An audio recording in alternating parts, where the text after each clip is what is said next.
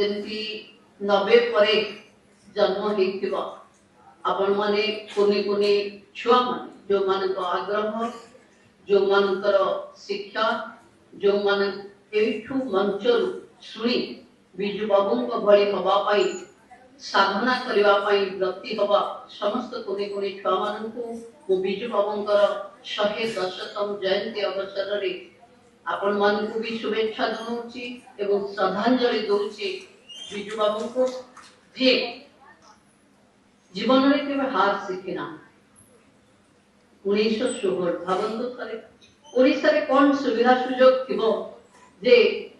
गोटे पिला जन्म हेला परे निजको जणे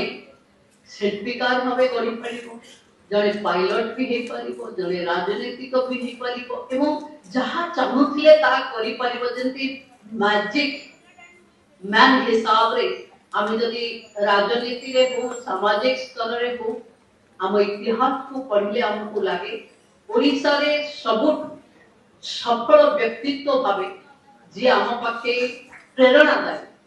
जहांकर जो एंगल को देखिले हमें प्रेरणा पाइबा जंती किए तांको टॉलमैन कहि पारे किए बिजु बाबू कहि पारे बसला बेले फोटो रे चित्र रे देखला बेले प्रफुल्ल बाबू कहउथिले जातीय स्तर रो नेता मानक सहित तांको फोटो देखिले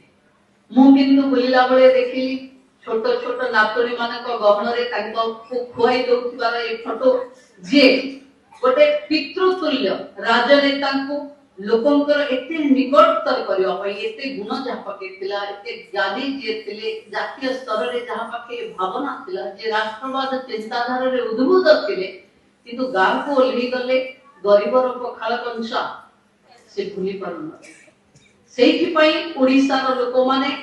हुए कम समय पई से शासन रे थाई पारंती किंतु आजि भी आम हृदय रे आम बिजु बाबू अमर अछंती उपोणी करे आपन को समस्त तरफ ओडिसा रो महिला मानन को तरफ सेही बिजु बाबू को मोर श्रद्धांजलि जणे दुई शब्द रखुची समस्त को बहुत बहुत धन्यवाद।